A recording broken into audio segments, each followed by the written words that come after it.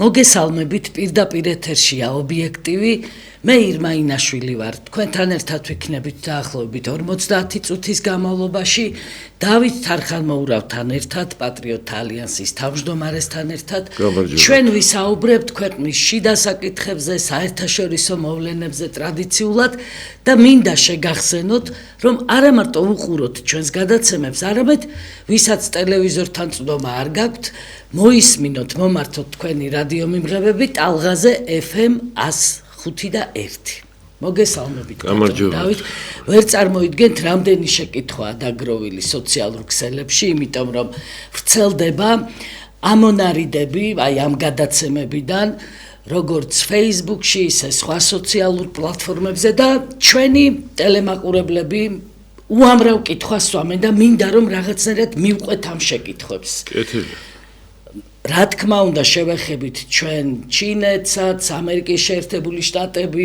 სამხრეთ კავკასიის ამბებს, მაგრამ მინდა მაინც დავიწყოთ ჩვენი საუბარი იმ ფაქტებით, რომელიც გასაჯაროვდა რამდენიმე დღის წინ და ეს ფაქტები ეხება დაკავებულების ცემას პოლიციის შენობაში, პოლიციელების მიერ ცემას.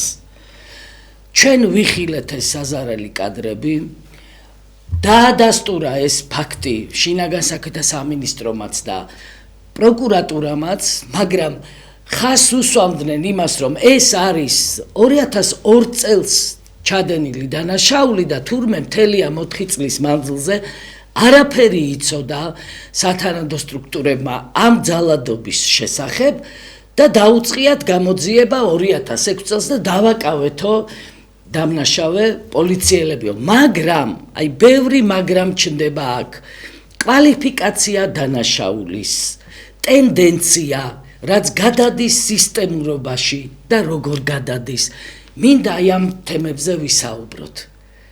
რატომ მივიდა ქართული ოცნება აი აქამდე, რასაც ახლა ჩვენ თვალს ვადევნებთ? როგორ მივიდა? პირველ რიგში რა უნდა ვთქვათ, რომ მე მგონი ქართულ ოცნებას აღარ სურს გააცნობიეროს, რომ მიხეილ სააკაშვილი სწორედ ამის გულისთვის იყო, რომ გავისტუმრეთ ამ ქვეყნიდან. აი ამის გულისთვის იყო. არანაირად არ შეიძლება არც ამის მიღება, არც რაიმე პატიება ამისი, არც რაიმენაირად საერთოდ ამ ვითარებასთან შეგუება. საერთოდ გასაოცარია ის რაზეც მიდის საუბარი და რა კომენტარებიც არის, მთლიანად გასაოცარია. პირველ რიგში ჩვენ რა უნდა გვესმოდეს და ისი გაგება არ უნდა ქართულ ოცნებას. რა არის სახელმწიფო? სახელმწიფო და ხელისუფლება, რომელიც სახელმწიფოს წარმოადგენს, არის ვალდებული შექმნას ისეთი სისტემა, რომელიც აი მსგავს ფაქტებს კატეგორიულად მთლიანად გამორიცხავს. არ უნდა არსებობდეს ასეთი ფაქტები. როგორც ესე იგი სახელმწიფო იღწვის იმისთვის, რომ ციხეებში უნდა იღწვოდეს, რომ ციხეებში პირველ რიგში, რა თქმა უნდა, სახელმწიფო იღწვის, რომ ციხიდან არ გაიქცეს პატიმარი და ეს სისტემა უზრუნველყოფილია, ანუ საქართველოშიც და მსოფლიოს სხვა ქვეყნებში ციხე ყველაზე დახურული და იზოლირებული სისტემა, იქიდან პატიმრები გაქცევა, ნუ არის ერთეული ფაქტები, ვერ გარბ. ასევე უნდა იღწვოდეს, რომ ციხეში არ ხდებოდეს წამება პატიმრების. ზუსტად ასევე სახელმწიფო უნდა უზრუნველყოფდეს, რომ პოლიციაში პატიმრების ცემა და წამება არ ხდებოდეს. ეს არის ვალდებულება. და პასუხი რომ იცით რა 45,000 პოლიციელია და ერთი ვიღაცა რაღაცას არის აბსოლუტურად არა მარტო არა დამაკმაყოფილება, არა ადეკვატურია. არც ერთი შემთხვევა არ უნდა იყოს, საერთოდ არც ერთი. არ შეიძლება რომ დაკითხვები ჩაწერების გარეშე ხდებოდეს, არ შეიძლება რომ არ იყოს კატეგორიულად არ შეიძლება რომ იქ არ იყოს ადვოკატი, არ იყოს ვიდეოკამერა, არ ხდებოდა. აი ყველანაირი სისტემა უნდა შეიქმნას იმისთვის და ეს ვალდებულება ქონდა ქართულ ოცნებას განსაკუთრებით სააკაშვილის ეპოქის მერე. აი ამ კადრებს თავად პოლიციელები იღებენ და მე ყოფილა რაღაცა ჩატი, სადაც ისინი ერთმანეთს უზიარებენ აი ამ დანაშაულის სამსახელ კადრებს ეს კიდევ სხვა პრობლემაა, ხო? და კიდევ სხვა უბედურება. რა თქმა უნდა და აქ კიდე იმის შეგნება კი არ არის, რომ ჩვენ უნდა შეგვექმნა ესეთი სისტემა, ამას კი არ გეუბნება ხელისუფლება. და მე ვერ შევქმენი ბოდიში, ის გეუბნება კიდე რომ ესო ეხლა 45-ია ერთი ვიღაცა გააკეთებს და არანაირი ინფორმაცია არ იყო, არანაირი შეტყობინება არ იყო და როგორ უნდა გაგვეგო. რას ნიშნავს? მაგაშია ზუსტად არსი, რომ ეს უნდა გაიგო. ჩვენი ძალოვანი სტრუქტურები თავად აღნიშნავენ ამას, რომ უსმენენ აქტიურ საზოგადოებრივად და პოლიტიკურ აქტიურად ადამიანებს. ინფორმატორების რაოდენობა გაგვეზარდაო და ამას წარმატებად მიიჩნევენ. არა, თვითონ ბატონი მამუკამდინარაძე ამბობდა ამას, რომ აი ეგ არის ზუსტად. და თანაც არ ესმით, რომ ეს სისტემური დანაშაულია, როგორ არ არის სისტემური დანაშაული? როდესაც დროში, აგერ გორში პირდაპირ დღისით ბზისით ცემენ ხალხს და არაფრის არ ერიდებათ. ამავდროულად იქ 4 წლის წინო, გინდაც 4 წლის წინ, 4 წლის წინ ქართული ოცნება არ იყო? იქ პოლიციელები ცემენ მიტინგის დარბევის დროს, თავად აღიარებენ თვითონ ხელისუფლება, რომ გადამეტებას ჰქონდა. სისტემა რას ნიშნავს? როდესაც მოვლენა არა ერთგზის, არამედ მრავალჯერ ხდება, უკვე არის სისტემური დანაშაული და ვინ იცის ამ აი იგივე იმ პოლიციელებმა იმ 4 წლის განმავლობაში ამათ გონიათ, რომ ეს თავის მართლება რომ 4 წლის წინ მოხდა და 3 წლის წინ იქნებ მოხდა იგივე პოლიციელებმა, რა ვიცით ჩვენ. 2 წლის წინ იქნებ იგივე პოლიციელები აკეთეს, სად არის მტკიცებულება რომ არ იყო. უნდა აღინიშნოს, რომ 2022 წელს მოხდაო, ხო? მაგრამ სად გავექცევით იმ მოვლენას, ტრაგიკულ მოვლენას, რომ 2003, 5, 6 წლებშიც კი არაერთი დაზარალებული იგივეზე საუბრობს. იგივე დანაშაულებებზე საუბრობს და მინდა რაღაცნაირად ერთი სტატისტიკა მოვიყვანო, ეხა საინტერესოა ეს სახალხო დამცველის აპარატში არის პრევენციის ეროვნული მექანიზმი, ესენი იკვლევენ დაკავებული რა პირობებში ხდება. ტენდენციას მინდა დავაკვირდეთ. 2019 წელს დაკავებულთა 30% მიუთითებდა არასათანადო მოპყრობაზე. ნოემბერ-დეკემბერი გავრილოვის დროს რომ აქციები იყო. უცხოური აგენტების შესახებ კანონის მიღების დროს გაიზარდა უკვე ეს მაჩვენებელი. 2024 წელს აქციები რო დაიწყო, 54% დაკავებულებისა მიუთითებდა არასათანადო მოპყრობაზე, ცემაზე, ძალადობაზე, აი ამ ცემით სასურველი ჩვენებების მიღებაზე. 2024 წლის ნოემბერი გაიხსენეთ, როდესაც პრემიერმა კობახიძემ გააკეთა განცხადება ევროინტეგრაციის შეჩერებასთან დაკავშირებით, დაიწყო საპროტესტო აქციები. 80% მეგობრებო, დაკავებულთა 80% უკვე ღიად ამბობდა, რომ მასზე იყო ფიზიკური ანგარიშწორება, ანუ არასათანადო მოპყრობა და წამება. იმიტომ რომ სხვა არის კიდე რაღაცა ძალადობა და წამება კიდე სხვა არის, სხვა კატეგორიის დანაშაულია და 2025 წლის თებერვალში უკვე დაკავებულთა 88% ამბობს, რომ დაკავების პროცესში მასზე იყო ძალადობა. როგორ იზრდება ეს? ეს არის სახალხო დამცველის დასკვნა. ეს ის სახალხო დამცველია, რომელიც ქართულ მოოცნებამ თავად აირჩია და ფაქტობრივად თუ ვენდობით და უნდა ვენდოთ სახალხო დამცველის დასკვნას, ეს ნიშნავს, რომ სწორედ სისტემურ დანაშაულთან გვაქვს საქმე. ის რომ ბატონი მდინარაძე გვეუბნება, რომ 2004 წელს რომელიღაცა პოლიციის უბანში ვიღაცა 45,000 პოლიციელიდან ვიღაცა ცუდმა რამდენიმემ გალახა ხალხი, რა ვქნათო, ეს არ არის გამართლება. ვიმეორებ, ხელისუფლება, რომელიც წარმოადგენს სახელმწიფოს, ვალდებულია და 14 წელი საკმარისი ვადაა, უნდა შექმნას მან ისეთი სისტემა, რომელიც მთლიანად გამორიცხავს როგორც პოლიციის უბნებში, ასევე მაგალითად ციხეებში ადამიანების წამებას. ფაქტია, რომ ასეთი სისტემა ვერ შექმნა ქართულ მოოცნებამ და მას არ ესმის, რომ ეს არის დანაშაული საზოგადოების წინაშე, უბრალოდ არ ესმის. ფაქტია, რომ 4 წლის წინანდელ კადრებზე ჩვენ ვხედავთ ადამიანის წამებას, ეს ერთია. არანაირი გარანტია, რომ 3 წლის წინ იგივე პოლიციელებს არავინ არ უწამებიათ, 2 წლის წინ, ან სხვა პოლიციელებს არ აგვაქვს. მეტიც სახალხო დამცველის დასკვნა ადასტურებს, რომ იყო ეს ფაქტები.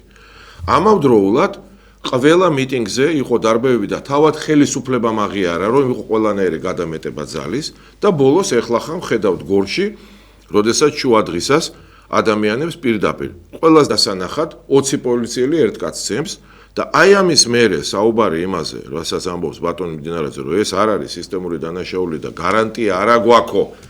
ვიმეორებ, გარანტია უნდა იყოს თქვენ უნდა შექმნათ ეგ არის ვალდებულება სისტემა, რომელიც თლიანად გამორიცხავს გავს მოვლენებს და სახალხო დამცველის დასკვნა ადასტურებს, რომ არა მარტო არ აქვს ეგეთ სისტემა შექმნილი, საერთოდ ყველაფერი პირიქითაა და ეს არის ის, რის გამოც მიხეილ სააკაშვილი ჩამოვაგდეთ და გავისტუმრეთ თქვენ. და ზუსტად ასევე იგივე მდინარაძე და იგივე კობახიძე 4 წლის წინაც ხელისუფლებაში იყვნენ და დღესაც ხელისუფლებაში არიან და არანაირ პასუხისგებლობას არ გზნობენ? ანუ რას გვეუბნება მდინარაძე, რომ პასუხისგებლობა არ უნდა ვიგზნოთო? უნდა იგზნოთ პასუხისგებლობა და თქვენ, აი თქვენ ბატონი კობახიძე და თქვენი მთავრობა უნდა წაბრძანდეთ, ეს არის პასუხისგებლობა სწორედ.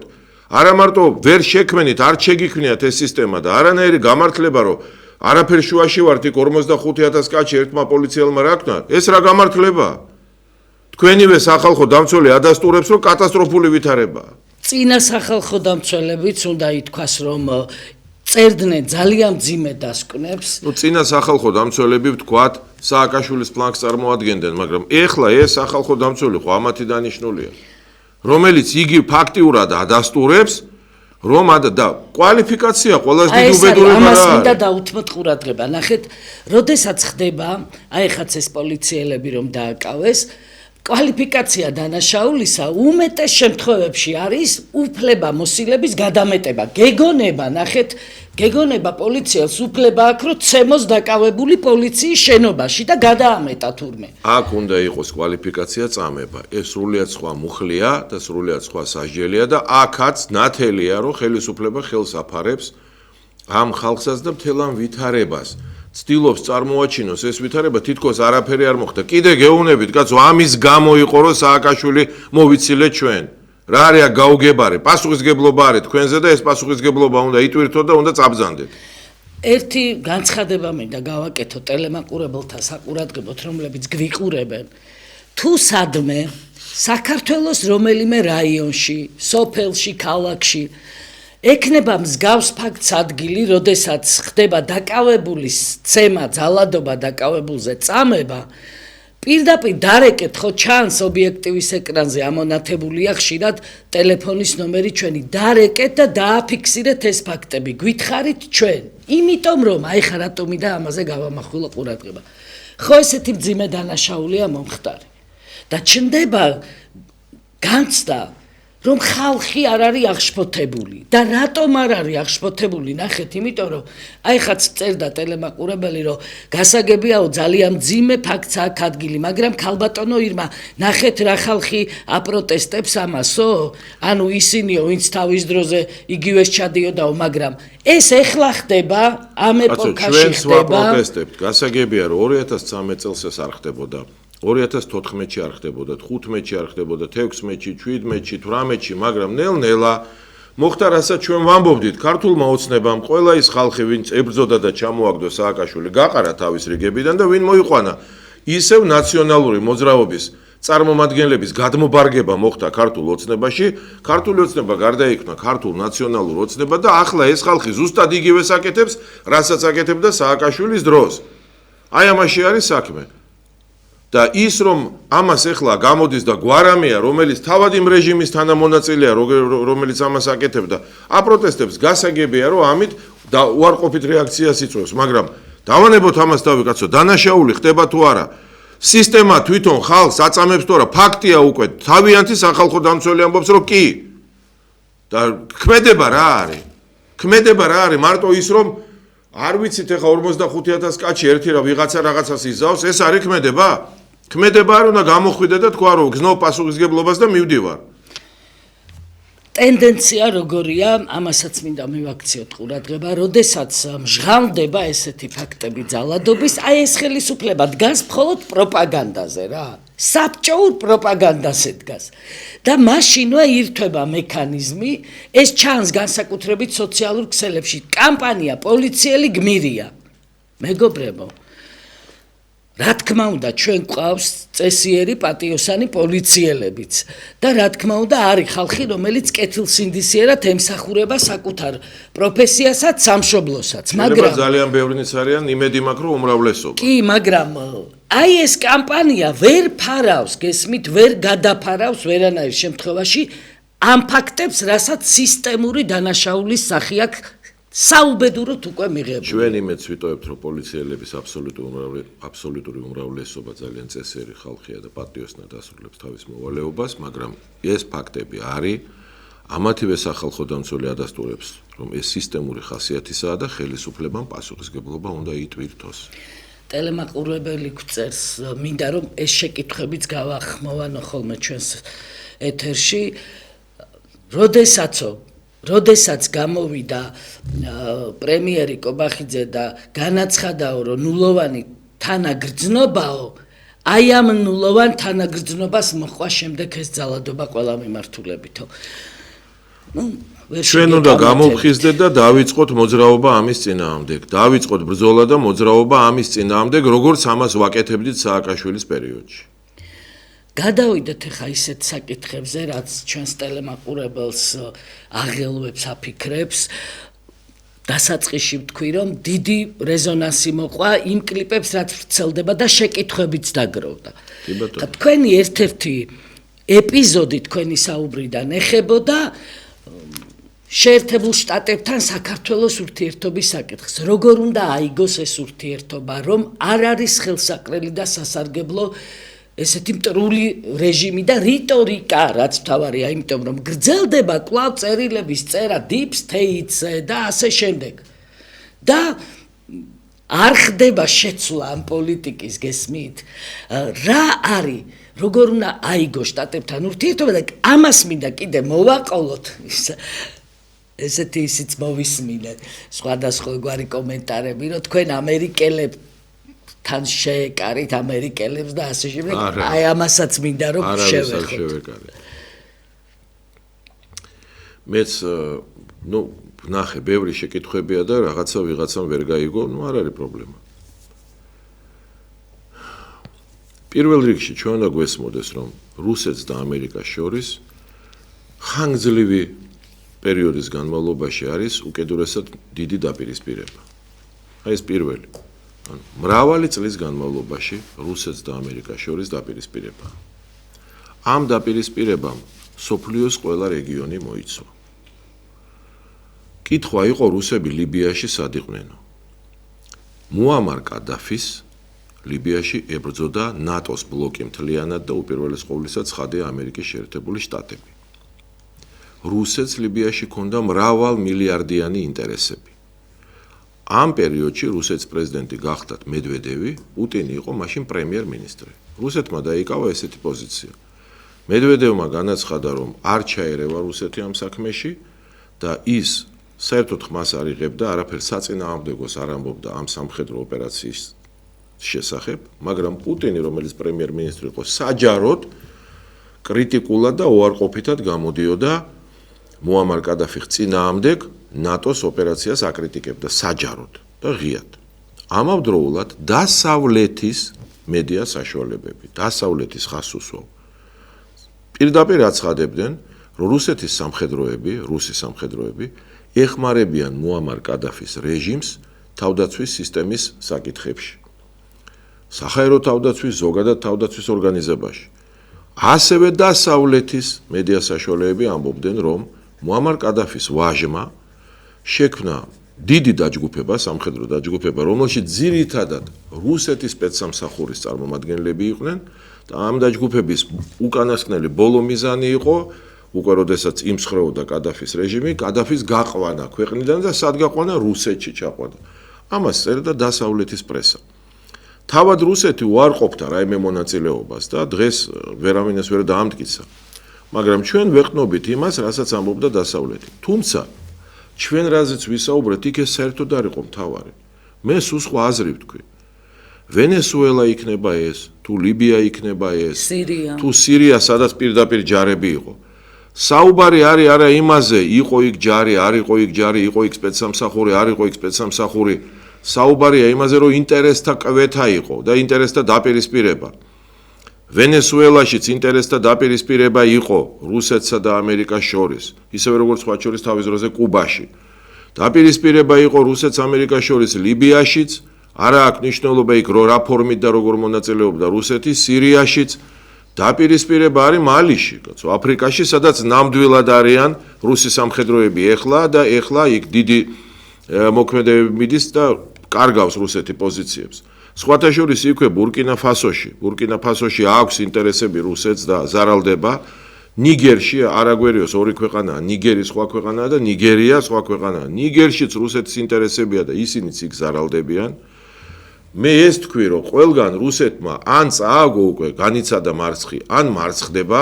აფრიკაში ეხლა პირი ისე უჩანს, რომ შეიძლება დამარცხდეს, არ ვიცი რა იქნება. სომხეთზე გადავალ და აზერბაიჯანზე, რადგინდაც სხვა ფაქტი მოვიყვანოთ, კაცო, არასოდეს მეორე მსოფლიო ომის შემდეგ, არასოდეს ისტორიაში არავის არ გაუბედია რუსი გემების დაპატიმრება. ათობით რუსული გემი, რომელიც ნავთობის გადაზიდვით არის დაკავებული, დააპატიმრა ამერიკის შეერთებული შტატების სამხედროებმა და ახლა აგერ 2 დღის წინ თუ არ ვცდები, დიდმა ბრიტანეთმა დააკავა მორიგი გემი, რომელიც გადაზიდვას ეწეოდა ნავთობის რუსული გემი მორიგი, უკვე დიდმა ბრიტანეთმაც დააკავა. ეს არასოდეს არ მომხდარა და ეს ისეთი ვითარებაა, რაც ომს იწვევს ხოლმე და ამ შემთხვევაში რუსეთი ვერაფერს ვერ აკეთებს, ეს ფაქტია. ამიტომ ჩვენ ვამბობთ, რომ რუსეთი ყველა მიმართულებით მარცხდება და ის დამარცხდა სომხეთში. კიდევ ვამბობ, სომხეთში ძალიან მარტივი ვითარებაა, კაცო, 48% მოსახლეობისა მოვიდა არჩევნებზე. 52% არ მივიდა საერთოდ არჩევნებზე. ეს უკვე იმაზე მეტყველებს, რომ როცა არჩევნებზე ნახევარზე ნაკლები მიდის, ესე იგი საზოგადოება მთლიანად პროტესტს უცხადებს მმართველ ძალას. იმ 48%-შიც ოპოზიციამ გაიმარჯვა, მან აიღო 50.2%. სინამდვილეში ოპოზიცია ამბობს, რომ 70% ავიღეო, მაგრამ ასე დამიწერესო. და ფაშინიანმა აიღო 49.8%, ანუ ნახევარზე ნაკლები. მაგრამ მთავრობას მაინც ესენი ჩამოაყალიბებენ, იქ პატარა პარტიებს ბარიერი არ გადაალახინეს და მათ პროცენტებს გაიყოფენ და მაინც ესენი ჩამოაყალიბებენ. ამას ახდა 70 კაცის დაპატიმრება მანამდე და 200 კაცის დაპატიმრება ახლა. და რა არის გაუგებარი, რა ვთქვით, ისეთი რაც სიმართლე არ არის. რუსეთი ამ თავარი პარტნიორი სომხეთის ფინანსურ ოპერაციებში და ფულადზავნილებში, ფინანსურ ოპერაციებში მთლიანად, ვაჭრობაში რუსეთი ამ თავარი პარტნიორი მისი, ენერგეტიკაში მთავარი პარტნიორია მისი ბიზნესის 99% მთლიანად რუსეთზეა ორიენტირებული და ბიზნესმენები, მოსახლეობის აბსოლუტური უმრავლესობა პრორუსულადაა განწყობილი. ტყუილს ვამბობთ, ესე არ არის თუ რა? ჩვენ ეს თქვით, მეტი კი არაფერი არ გვითქვია. მე ვთქვი, რომ მთლიანი ბრუნვა იმ კავშირისა, რომელშიც შედის რუსეთი, შედის ბელორუსია, ყაზახეთი, სომხეთი, აგერ ყირგიზეთი შემატვია 0.18% ამ ბრუნვის ჩუქნის თქო. ეს ციფრი გაზრდილა თურმე 2022 წელს თუ 22 წელს და გახდა 1.22%. მანამდეც იზრდებოდა ეტაპობრივად და 1.22. გაზრდილა ეხლა გამხდარა 1.22 თუ რაღაც ესეთი პროცენტი, ამ ფულს ფაქტურად რუსეთი ჩუქნის სომხეთს თქო, მისი ეკონომიკა მთლიანად სომხეთისა, რუსეთზე კიდია და ასევე ვთქვი, რომ საერთოდ მისი სახელმწიფოებრიობა რუსეთმა შექმნა თქო. ახლა ბუნებრივია, რომ ამერიკა და ევროპა, როგორც ახალი პარტნიორები, სომხეთს პირდებიან, რომ ამ თანხების კომპენსირება მოხდება. ეს თქვი და ვთქვი, რომ ან წაართვა უკვე ამერიკამ სომხეთი რუსეთს თქო, ან რუსეთი თმობს სომხეთს და რა არის აქ საკამათო. ახლა ვიღაცა ამბობს, რომ ეს ცუდია, კარგია, არ ვაფასებთ, ცუდია, კარგია, უბრალოდ ფაქტების კონსტატაციას ვახდენთ, რომ აი ეს ესეა და დასკვნას რას ვაკეთებთ? ჩვენ ვამბობთ, რომ არავითარ შემთხვევაში არ შეიძლება ამ პირობებში, უნდა გვესმოდეს ჩვენ. ირანში ცხადია დამარცხდა რუსეთი.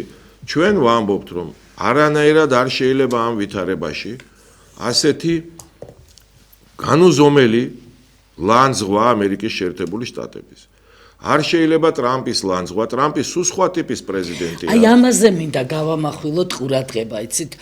ტრამპის ადმინისტრაცია თვისებრივად განსხვავდება ეს არის კეთილი რჩევა ამ ხელისუფლებას და ამ კეთილ რჩევას ან არ ისმენს, ან არ უნდა რომ გაიგოს, რომ ტრამპი და მისი ადმინისტრაცია ეს არის მორწმუნე ხალხის ადმინისტრაცია. ეს არის ტრადიციონალისტები, კონსერვატიულად მოაზროვნე ხალხი არიან და ეს ნიშნავს, რომ ამ ადმინისტრაციასთან ეს ბაიდენი არ არის, სულ სხვა დამოკიდებულება გჭირდება და პლუს ეს არის ადმინისტრაცია, რომელიც აქტიურად მოქმედებს სოფლიოს ყველა ქვეყანაში, მათ შორის საომარ მოქმედებებსაც ეწევა. მათთან აი ესეთი ზაზა შათილიშვილის არასერიოზული წერილები, და იმის დაბრალება, რომ ტრამპი ხან თვითონ deep state-ის მონაა და ხან თვითონ არის deep state-ის თავი. მუდმივი პრემიერ-მინისტრის გამოსვლები, სადაც ის აუგად იხსენიებს ამ ადმინისტრაციას, ან გამომწვევად იქცევს. ეს ვერანაირ სიკეთეს ვერ მოუტანს ვერც ამ ხელისუფლებას, ვერც ამ ქვეყანას. ეს არის კეთილი რჩევა, გინდა გაიგეთ და გინდა ნუ გაიგებთ. და ბევრჯერ ვთქვი მე, რომ ნახავთ თქვენ, რომ ის პროცესები ყველა მიცის, რომ დაქოქილია და საერთაშორისო სასამართლომდე მიივა ის პროცესები აი იმ დარბევების და ქიმიური ნივთიერებებისა. მიივა და სხვანაირი მოქმედება საერთო ენის მოძებნაა საჭირო და ვითარების დალაგებაა საჭირო და ამას იმიტომ კი არ ვამბობთ, რომ ჩვენ ამერიკა არ გვაფინანსებს ამერიკა, არც არასოდეს არ გვაფინანსებდა, არც ამერიკა და არც არავინ და არანაირად არ ვარ ჩეკრული არც ამერიკასთან და არც არავისთან. ჩვენი ქვეყნის საკეთილდღეოდ გეუბნებით, რომ გაიაზრეთ ეს. ზე კარგად ჩანს ხოლმე ეს დაკვეთილი კამპანია და აი ამ თითის დაჭერის პრაქტიკაზე მინდა ახლა გადავიდეთ და რას გულისხმობ ამაში. აი აჭერს აქეთა ფლანგი ავიღოთ, სახელისუფლებო ფლანგი, დააჭირა ვიღაცამ თითი, დაიწყო კამპანია, რომ ჩვენ ამერიკა გვაფინანსებს თურმე. ეხლა იქითა ფლანგმა დააჭირა თითი ვიღაცამ ღილაკს და დაიწყო ანტიჩინური კამპანია და ის რომ ჩინეთი ბოროტებაა საქართველოსთვის და რომ თურმე წაგვლეკავენ და დაგვიპყრობენ და მოგსპობენ გაგვანადგურებენ და მთელი შავი სცენარი. მინდა გავამახვილოთ ყურადღება აი ამ თითის დაჭერის პრაქტიკაზე და ჩინეთზე გადავიდეთ ამავდროულად. ჩვენ ქვეყანაში აქტიურად მოქმედებს აი სწორედ ის ხალხი, აი გვარამია, რომელიც თვითონ თანამონაწილე იყო იმ რეჟიმისა, რომელიც პატიმრებს აწამებდა და ეხლა კრიტიკულად არის განწყობილი თურმე და ეხლა შესტკივა გული ადამიანის უფლებებს. მაგრამ მთელი ეს ფლანგი, აი ეს გვარამიები და აი ეს ხალხი, მთელი ეს ფლანგი. ეს არის ფლანგი, რომელიც უკან დგანან პროპაგანდისტები და ვიღაცას აქვს ღილაკი, რომელსაც თით საჭერს და ესენი იწყებენ შეტევას ყველაფერზე. გავიხსენოთ მატრონას ხატის ამბავი. მატრონას ხატზე გამოსახულია სტალინი, როგორც იმპერატორი, უზარმაზარი საბჭოთა იმპერიის იმპერატორი და ეს ფაქტია, რომელსაც როდესაც გაუჭირდა ის მივიდა მატრონა მოსკოველთან, ანუ ღმერთთან მივიდა და როდესაც იმპერატორი და ასეთი დიდი მსოფლიო მასშტაბის იმპერატორი და დიქტატორი მიდის ღმერთთან, ეს იმას ნიშნავს, რომ მანაც კი დაუხარა თავი ღმერთს, მაგრამ ის არასოდეს არ გამოიხატება, როგორც თავდახელი ის უნდა იდგეს ამ პარტავნად და უკანა პლანზეა მატრონა. ზუსტად სად გინახავთ ასეთი ხატიო? აგერ ზუსტად ასეთი ხატია პილატე, საერთოდ სკამზეა დაბრძანებული, ტახტზე ბრძანდება პილატე და ქრისტე დგას მის უკან. წინა პლანზე პილატეა, რომელიც სკამზეა დაბრძანებული და უკანა პლანზე არის ქრისტე. მოგრძალებულად და თავდაბლურად დგას ქრისტე. ზუსტად ასეთი სცენა აქვს უბრალოდ სტალინი დგას წინა პლანზე. ზუსტად ისე როგორც იმპერატორი და მოგრძალებულად მატრონა ვერ დადიოდა, ფეხები მოკვეთილი ჰქონდა და ამიტომ ის ასეთ პოზაშია ზის მის უკან, მაგრამ ფაქტობრივად იგივე სცენის გამეორება. მაგრამ ვიღაცას უნდოდა ამ ხატის შეურაცხყოფა, რომ ნატა ფერაძეს მიეღო სადღაც საზღვარგარეთ თავშესაფარი. ამიტომ დააჭირა ვიღაცამ ღილაკს და დაიწყო კამპანია ამ ხატის წინააღმდეგ, სრულად უსამართლო, ცრუ კამპანია და ბრალდებები და ის თავხედობა იმ დონეზე მივიდა, რომ იმასაც კი ამბობდნენ, მე მატრონა მოსკოველი საერთოდ წმინდანი არ არის. ათონის თაზე მონასტერი არაა, სადაც მატრონას ხატი არაა და ამერიკის შეერთებულ შტატებში მართლმადიდებლური ტაძარი არ არის, ამერიკული ეკლესიის, არა რუსულის, სადაც არაა მატრონას ხატი. ხატი გააზიანეს, ესეც დანაშაულია, ხო? ესე და ადგა ჩვენმა საპატრიარქომ და ეს ხატი სადღაც ქვევით სარდაფში ჩააბრძანა. რაც სრულად მიუღებელია, მაგრამ იმედი მაქვს, რომ ეს ვითარება შეიცვლება. და გასაგებია ეს ერთი სქემა. ზუსტად ასე ხდება ყველაფერი სხვა. დააჭერენ ღილაკს და გამოგვაცხადებენ მედაშენ რუსეთის აგენტებად. ახლა ღილაკია დაჭერილი, ქართული ოცნება დღე და ღამე ცხადდება რუსეთის აგენტად. ეს ესე ხდება. ახლა ვიღაცამ დააჭერა ღილაკს და ჩვენ გავიგეთ, რომ ყველა ამათი მედია საშუალება ლაპარაკობს, რომ ჩინეთი ეს ყოფილა კატასტროფა და უბედურება სოფლიოსთვის და საქართველოსთვის. რომ ჩინეთის უკან თურმე ჩვენ ხედავთ კრემლს. საოცრებაა ახლა, მე უნდა პირდაპირ გითხრათ, რომ პირიქით არის, ჩინეთი უფრო ძლიერი ქვეყანაა დღეს ვიდრე რუსეთი და ჩინეთის უკან კი არ დგას რუსეთი პირიქით, ჩინეთი მხარს უჭერს რუსეთს. ჩინეთია ეხლა რუსეთის მხარდამჭერი, ბევრად უფრო ძლიერია რუსეთზე და არა რუსეთი ჩინეთისა. მაგრამ ჩვენ ეხლა გვიყვებიან რომ თუ აქ ჩინელები შემოვლენ, თურმე რუსეთი შემოვა. ნუ რა სისულელია ეს სრული და რას ნიშნავს ჩინელები შემოვლენ. სააკაშვილის დროს სააკაშვილმა გააკეთა ისე რომ ბევრი ჩინელი შემოვიდა დასახლდა საქართველოში. მას მერე ახალი არც ერთი ჩინელი არ შემოსულა, არ დასახლებულა და არც არავითარ ინტერესს არ იჩენენ. ჩინელები არ ცდილობდნენ რომ დასახლდნენ საქართველოში. არავინ ახალი არ შემოდის და ხალხს ატყუებენ რომ აი ჩინელები ჩამოდიან და სახტა არ ჩამოდის არავინ და აქ არავინ არ სახტება. ეს ტყუილია. ბიზნესი პირიქით უნდა გაიზარდოს და უნდა გაიზარდოს პირველ რიგში ეს არის კეთილი რჩევა რა თქმა უნდა. არა იმ კუთხით რომ მაინც და მაინც ჩინელთიდან ტანსაცმელი ან ფეხსაცმელი ჩამოდიოდეს. იმ კუთხით რომ ტექნოლოგიები მივიღოთ, ტექნოლოგიები, მობილური ტექნოლოგიები, კომპიუტერული ტექნოლოგიები, ინტერნეტ ტექნოლოგიები, ზოგადად ციფრული ტექნოლოგიები. არავინ არ აკეთებს და სახელმწიფო არ უწყობს ხელს და არ მუშაობს იმაზე რომ ჩინეთიდან ტექნოლოგიები შემოვიტანოთ და აქ გაჩნდეს პატარა კომპანიები, ტექნოლოგიური კომპანიები, რომლებიც იქიდან იღებენ ტექნოლოგიას და ახალ ქმნიან აქ. ამ კუთხით, საერთოდ ციფრული ტექნოლოგიების კუთხით, არანაირი მხარდაჭერა სახელმწიფოსგან ამის განვითარების არ არის, საერთოდ. შესაბამისი სახელმწიფო სტრუქტურა არ არსებობს. აი ეს არის უბედურება, საერთოდ არ ესმის ამ ხელისუფლებას, რომ სტრუქტურა უნდა არსებობდეს, რომელიც ამით არის დაკავებული, ასე რომ პირიქით ჩინეთთან ტექნოლოგიური ურთიერთობა და ბიზნეს ურთიერთობა საქართველოს საუკეთესოა და ლაპარაკი რომ ჩინეთი წალეკავსო საქართველოს ბაზარს, ნუ ამას ვინც ამბობს, იმას საერთოდ ეკონომიკა არ ესმის. უბრალოდ სისულელია ჩვენ არა გაგვაჩნია არავითარი რეალური სერიოზული ეკონომიკა ან ინდუსტრიული, საერთოდ არ გვაქვს, ან პოსტინდუსტრიული. პირიქით ჩვენ და ავაშენოთ ეს ეკონომიკა და ამაში უნდა გამოვიყენოთ იაპონიაც სამხრეთ კორეას და ჩინეთის ბუნებრივია. იმიტომ რომ ჩინეთი დღეს ყველაზე დიდი საწარმოო ინდუსტრიული ქარხანაა პლანეტაზე. მთელი მსოფლიო, ამერიკა, გერმანია, საფრანგეთი, სულ ყველა, უკვე იაპონიაც კი ქმნის ჩინეთში თავის წარმოებებს. და მერე ჩინეთში იქმნება მსოფლიოს აი ესეთი საწარმოო პროდუქციის უდიდესი ნაწილი. და იმის ნაცვლად რომ ჩვენ ამის რაღაცნაირი თანაზიარი გავხდეთ და აქით გადმოვიტანოთ რაღაც ტექნოლოგიური სიკეთეები. აქ ვიღაცამ თითი დააჭირა და მიდის ლაპარაკი რომ ეს არის ჩვენი მტერი და თუ ჩვენ ახლა ამის საწინააღმდეგოდ ვამბობთ რომ უნდა ვითანამშრომლოთ ჩინეთთან. მაშინ აღმოჩნდებით თინა ხიდაშელი დაწერს რომ ჩვენ ვართ ჩინეთის აგენტები. გაიგე რამხელა სისულელია. ჩვენი პოლიტიკა ძალიან მარტივი უნდა იყოს ჩინეთთან მიმართებაში. პირიქით მაქსიმალური ეკონომიკური თანამშრომლობა თუ შესაძლებელია სოციალური, მათ შორის სამეცნიერო ურთიერთობა, საგანმანათლებლო მაქსიმალური და პოლიტიკური ისედაც არ არის და ვერც იქნება სად ჩვენ ახლა სად ჩინეთი ვერანაირი პოლიტიკური რეალური გავლენა ჩინეთს საქართველოზე არ აქვს და ვერ ექნება და აი ესეთი პოზიცია უნდა გქონდეს ჩინეთთან. დადებითი განწყობა ეკონომიკურად და სოციალური კუთხით, სამეცნიერო კუთხით, კულტურული კუთხით და არავითარ შემთხვევაში არ უნდა შეგვეშინდეს ამის თქმის და არ უნდა დავემორჩილოთ ამ იდიოტურ პროპაგანდას გვარამიების და მათი ძმების რომ ჩინეთი არის რაღაცა იმის უკან დგას კრემლი. ნუ სისულელე სრული. აი რა არის საინტერესო რომ გადავხედოთ ხა წეღან ტრამპზე ვსაუბრობდით ჩვენ როგორც ლიდერზე, რომელიც არის არამხოლოდ სიტყვების ლიდერი, არამედ როგორც თავად აღნიშნავენ, ამ სიტყვების აღმსრულებელი ლიდერი. ანუ საქმეს აკეთებს ის და ას პრეტენზიაც აქვს რომ რასაც სიტყვის შეასრულოს ესა. და ნახეთ თავად ტრამპის ადმინისტრაცია როგორ პოლიტიკას აგებს ჩინეთთან, ხო?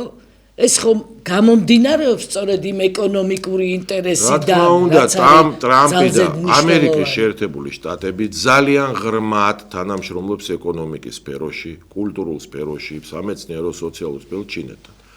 დაპირისპირება სწორედ იმაშია, რომ ეკონომიკა იმდენად სერიოზულად ვითარდება ჩინეთისა, რომ ამერიკა ხედავს ამაში კონკურენცს. აი ეს არის მთავარი და ჩვენ კიდე უნდა ვისარგებლოთ ამით. საერთოდ ცალკე მინდა ვთქვა, რომ როგორი უნდა იყოს ჩვენი პოლიტიკა. აი ზუსტად ამას გვეკითხება ტელემაყურებელი და როგორი უნდა იყოს ჩვენი პოლიტიკა ყველა მიმართულებით, აი საგარეო ნაწილი. ძალიან მარტივი, დავიწყოთ რუსეთით. რუსეთთან ჩვენ გვჭირდება ძალიან გონევრული, ძალიან ფრთხილი ურთიერთობა. არავითარ შემთხვევაში არანაირი ლანძღვა და გინება რუსეთის საჭირო არ არის, ეს ერთი. ეკონომიკური თანამშრომლობა ჩვენ გვჭირდება და უნდა იყოს ძალიან ღრმა ეს თანამშრომლობა. სოციალური, სამეცნიერო თუ კულტურული ურთიერთობა უნდა იყოს აუცილებლად. ამავდროულად რუსეთთან პოლიტიკური ურთიერთობა არ არის. ყველაფერი ტყუილია, რომ რუსეთი მართავს ამ ხელისუფლებას, ყველაფერი სიცრუეა. ეს არ გვჭირდება. ბუნებრივია, ვერანაირი სამხედრო კუთხით თანამშრომლობა ვერ იქნება, ჩვენ გვაქვს სოხუმის და ცხინვალის პრობლემა. ჩვენ უნდა ვიყოთ ნეიტრალური ქვეყანა, არ გვჭირდება ნატოს წვრთნები აქ, იმიტომ რომ ამას რუსეთი აღიქვავს საშიშროება და ღმერთმა დაგვიფაროს ჩვენმათან ომი. არ გვჭირდება, ჩვენ ხედავთ რა ემართება უკრაინას. ამავდროულად ჩვენ რუსეთთან უნდა ვიმუშაოთ სოხუმის და ცხინვალის სტატუსის აღდგენასთან დაკავშირებით და იმასთან დაკავშირებით, რომ ქვეყანა მოიძებნოს გზები, როგორ აღდგეს ქვეყნის ტერიტორიული მთლიანობა, პირადად ჩვენ ესეთი გეგმა გაგვაჩნია, მაგრამ ეს არაა ეხლა სატელევიზიო განხილვის თემა. არანაირი დაპირისპირება, დისტანციური ურთიერთობა რუსეთთან, რომელიც ხელს შეუშლის ყველანაირ დაპირისპირების გამწვევებას. ამერიკასთან პირიქით მაქსიმალურად თბილი ურთიერთობა უნდა დავათბოთ მაქსიმალურად ურთიერთობა. ხელისუფლებაც ამბობს, რომ გადატვირთვა უნდა გავაკეთოთ. ოღონდ კობახიძის ხელისუფლება ამას ვერ შეძლებს. სხვა ახალი უნდა მოვიდეს, ვინც უნდა დაიწყოს ეს გადატვირთვა. არავითარ შემთხვევაში არ შეიძლება ლანძღვა ამერიკის შეერთებული შტატების, განსაკუთრებით ამ პრეზიდენტისა და სახელმწიფო მდივნის და ამ ადმინისტრაციის ეს ძალიან ქმედითი ხელისუფლებაა და არავითარ შემთხვევაში ეს არ შეიძლება. მაქსიმალური თანამშრომლობის რეჟიმზე უნდა გადავიდეთ და ბუნებრივია, ევროპასთანაც ესე უნდა იყოს. საერთოდ სულ ვამბობდით, საქართველო კავკასიური შვეიცარია, ღრმა ინტეგრაცია როგორც აქვს ევროპასთან შვეიცარიას, ჩვენი სუვერენიტეტის დაცვით და ბუნებრივია, რომ ამ ვითარებაში ყველა ის იდიოტური კანონი, დასმენების კანონი, დაჭერების კანონი, ტროტუარზე დაჭერების ყველაფერი ეს უნდა გაუქმდეს და დაუბრუნდეთ უნდა დემოკრატიას, რომელიც ჩვენ ისედაც გვინდოდა 30 წელი ამას ვაშენებდით, აქ ევროპა და ამერიკა არაფერ შუაში არ არის. შემდეგ ჩინეთთან მაქსიმალური ეკონომიკური და კულტურული თანამშრომლობა და პირველ რიგში ტექნოლოგიური თანამშრომლობა. ტექნოლოგიური, ანუ აქცენტი არა ტანსაცმელის და ფეხსაცმელის შემოტანაზე, არამედ აქცენტი ტექნოლოგიების შემოტანაზე. ესეთი უნდა იყოს ჩინეთთან. თურქეთთან ჩემი პირადი აზრით დისტანცირებაა საჭირო. თუ ვინმე წალეკა საქართველოს, წალეკა თურქეთმა აჭარა.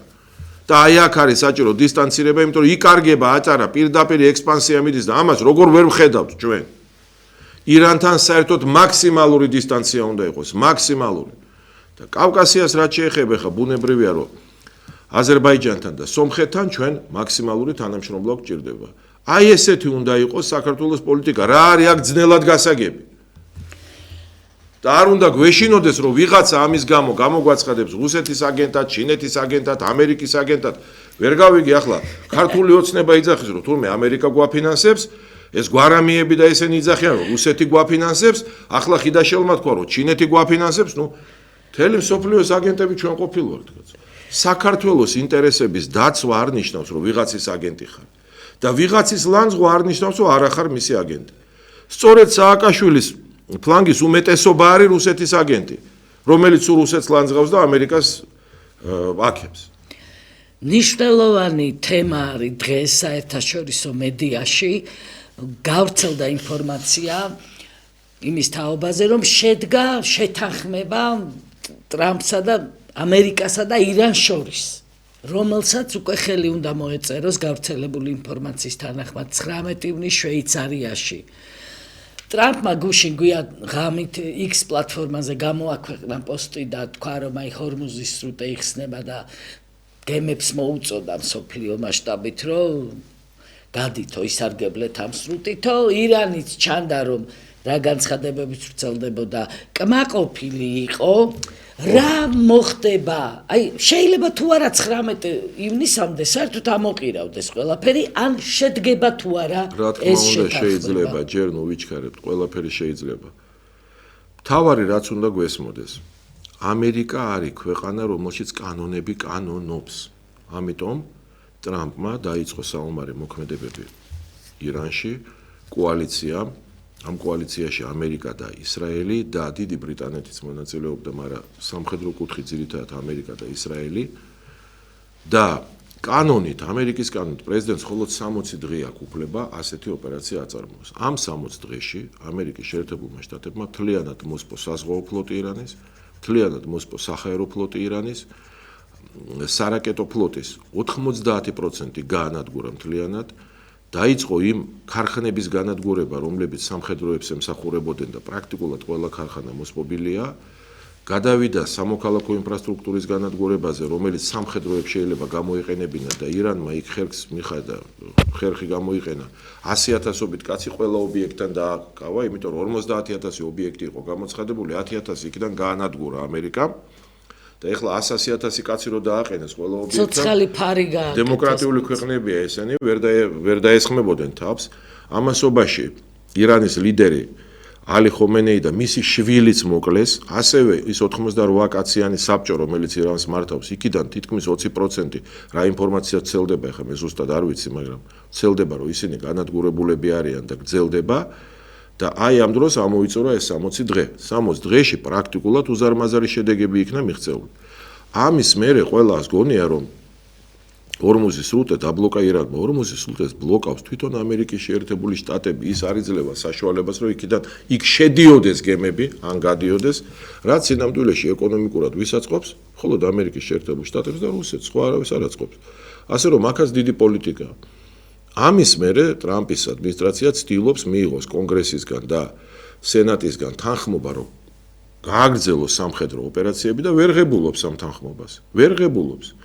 ამასობაში ისრაელი აგრძელებდა საომარ მოქმედებებს. ისრაელი კმაყოფილი იყო. არ არის კმაყოფილი, მაგრამ ვერ ღებულობს ის, აი რას ნიშნავს დემოკრატია. მაგრამ ისრაელი აგრძელებს იმ სამხედრო ოპერაციებს, ნელთბილად აგრძელებს. მათ შორის იმ ტერორისტული ორგანიზაციების, თუნდაც ჰეზბოლა აიღე, იმ ტერორისტული ორგანიზაციების წინააღმდეგ, ვისაც ირანი აფინანსებდა და გაანადგურა ისინი და ისინიც დათანხმდნენ ყველანაირ ზავზე უკვე, ასე რომ ირანიც და მისი დაფინანსებული ტერორისტული ორგანიზაციებიც ყველანაირ ზავზე რეალურად თანხმდებიან და პაკისტანია იქიდან შუამავალი, თუმცა თავად ირანი თავის ქვეყანაში ხალხს ატყუებს, რომ ომი მოვიგეო. ეს გავს სააკაშვილმა 2008 წელს რო გიმტკიცებდა, რომ ომი მოვიგეო, დაახლოებით ეგეთი ვითარება ხდება იქ, რომ ვითომ რაღაც ომი მოიგეს. ახლა მიდის ლაპარაკი შეთანხმებაზე. სინამდვილეში ამერიკას აწყობს, რომ ირანმა კიდე რამე ჩაიდინოს, რომ ამერიკას მიეცეს საშუალება ომის გაგრძელებისა. და 19-მდე ეს მოხდება, არ მოხდება, თუ დაიდება ხელშეკრულება, მე არ ვიცი. ნებისმიერ შემთხვევაში ვერანაირ ატომური იარაღს ახლა ვეღარ შექმნის ირანი, ძალიან დიდი ხანია. და უდაოდ ამ კოალიციამ გაიმარჯვა ეს ბუნებრივია აქ და ვნახოთ რა იქნება რეალურად, მოხდება, არ მოხდება, აი ეს არის რეალობა. მინდა შევეხოთ უკრაინაში მიმდინარე მოვლენებს, დიდი ხანია ჩვენ არ გვისაუბრია ამაზე, რა ხდება უკრაინის მიმართულებით. დღეს გავრცელდა ინფორმაცია იმის თაობაზე, რომ დაიბომბა კიევ-პეჩორის ლავრა. უკრაინა რუსეთს ადებს ხელს, რუსები ამას უარყოფენ. არა მარტო უარყოფენ, რუსები ამბობენ, რომ თავად უკრაინამ დაბომბა კიევ-პეჩორის ლავრა არის ათონისთვის მერე ყველაზე დიდი პლანეტაზე ადგილი. სიწმინდე, სადაც 140-ზე მეტი წმინდანის უხრწნელი სხეულებია და წმინდა ნაწილები არის კიევ-პეჩორის ლავრა და ეს წმინდანები აბსოლუტური უმრავლესობა რუსები არიან, აბსოლუტური უმრავლესობა. კიევ-პეჩორა არის ერთ-ერთი ის ადგილი, რომელიც იყო რუსეთს და უკრაინას შორის განხეთქილების თემა და რომელსაც არანაირ შემთხვევაში არ შეეხებოდა რუსეთი, ეს გასაგებია. სამაგეროდ უკრაინის პრეზიდენტი შეეხო ჯერ მანამდეც ამოიღეს ეს წმინდა ნაწილები, ამოიტანეს ისინი შუშის სასახლეებში არის გამოქვაბულია, დიდი უზარმაზარი გამოქვაბულია. ამ გამოქვაბულში დიდი დერეფნებია და დერეფნებში პირდაპირ შუშის სასახლეებია, სადაც ეს უხსნელი ნაწილებია და სხეულები არის განთავსებული. იქიდან ამოიტანეს არაერთხელ, საერთოდ შეხება არ შეიძლება. სრულად ურწმუნო ხალხმა, პრეზიდენტ ზელენსკის დროს, კულტურის სამინისტროს წარმომადგენლებმა ამოიტანეს, ვითომ რაღაც გენეტიკურ ანალიზებს ატარებდნენ, ვითომ რაღაცას აკეთებდნენ, უდიერად ეპყრობოდნენ ამ სიწმინდეებს. ეხლა დაიბომბა ეს. უკრაინა აბრალებს რუსეთს, რომ თქვენ დაბომბეთო, რუსეთი იძახის, რომ თქვენ თვითონ დაბომბეთ, რომ ჩვენ დაგვაბრალეთო. ეხლა ვინაა მართალი, ვინაა მტყვანი, მე არ ვიცი ეს და არ შემიძლია აქ არაფერი გავარჩიო. ვერაფერს ვერ ვიტყვი კიევ-პეჩორასთან დაკავშირებით. თვითონ ომის განვითარება. ომი რა ეხლა დაახლოებით 25% ტერიტორიის რუსეთს აქვს აღებული ამ ეტაპზე. ეს ომი ერთ ადგილზე იტკეპნება, იმიტომ რუსეთი ცდილობს ამერიკასთან მოძებნოს საერთო ენა, იმიტომ რომ ომი ხო რეალურად მიდის ისევ დაპირისპირება ამერიკა-რუსეთს შორის და არა რუსეთ-უკრაინას შორის და არ ვიცი რას აღწევენ, ვერ აღწევენ, მე ვხედავ რომ ამერიკა ყველგან ართმევს რუსეთს პოზიციებს და აქაც მე ვერ ვატყობ რომ რაღაცას მიაღწიეს. აი ტრამპისთვის მაგალითად რაც თქვა პრინციპში ვენესუელას თემა იყო და ალაგა, აქეთ ირანი იყო და ირანსაც ალაგებს ასე ვთქვა და ეს უკრაინის თემა რჩება ისე ღია საკითხად. ჯერჯერობით ღიად რჩება. ფაქტი ისაა რომ რუსეთი განწყობილია იმაზე რომ ამ ტერიტორიებს დაიტოვებს, არაფერს არ დაუბრუნებს, გასაგებია უკრაინას, მაგრამ ამ პირობებზე მზად არის რაღაც მშვიდობაზე, მაგრამ ეს არაა მთავარი. რუსეთი ითხოვს, რომ შემდეგ 50 წლის განმავლობაში თამაშის წესები იყოს ზუსტად გარკვეული და ანუ ეს ვერ ჩამოყალიბდა. ამაზე ვერ ყალიბდებიან ვერანაირად. ამასობაში ამ მოლაპარაკების პროცესში ამერიკა ცდილობს, რომ მაქსიმუმი წაართვას რუსეთს, დაწყებული ვენესუელიდან დამთავრებული ირანით. რომ სალაპარაკოც აღარ იყოს არაფერი. აი ეს ხდება იქ და რა იქნება მომავალში პროგნოზი ძალიან ძნელია, მე ვერ გეტყვით. ჩვენი ტელემაყურებლისთვის მინდა შევაჯამოთ დღევანდელი გადაცემა და ვთქვა მთავარი რამ. როდესაც ობიექტივის ეთერიდან ანალიზდება ქვეყნის შიდა პროცესები, საერთაშორისო მოვლენები, ჩვენ ყოველთვის ამოვდივართ ჩვენი ქვეყნის ინტერესებიდან, საქართველოა მეგობრებო მთავარი, მაგრამ რატომ უნდა ვიცოდეთ ობიექტურად რა ხდება ამერიკაში, რა ხდება ჩინეთში, რა ხდება ირანში, რა ხდება დანარჩენ სამყაროში, ეს იმიტომ უნდა ვიცოდეთ, რომ ჩვენთვის გქონდეს გზამკვლევი სახელმძღვანელო, როგორ ავაგოთ ჩვენი ურთიერთობები ჩვენს მეზობელ სახელმწიფოებთან, შეერთებულ შტატებთან, ევროკავშირთან, ევროპულ ქვეყნებთან, რუსეთთან, ჩინეთთან, რა იყოს, რა ტაქტიკას და სტრატეგიას მივმართოთ. სასარგებლო იყოს საქართველოსთვის და ქართველებისთვის. აი სწორედ ამ გემშვიდობებით ვიშრომოთ ყველამ, ვიღვაწოთ, როგორც შეგვიძლია თქვენ, სადაც ხართ ყველანი, ჩვენი სამშობლოსთვის, საქართველოსთვის ეს არის მთავარი. მადლობთ, დიდი მადლობა, ობიექტივი აგრძელებს მაუწყებლობას.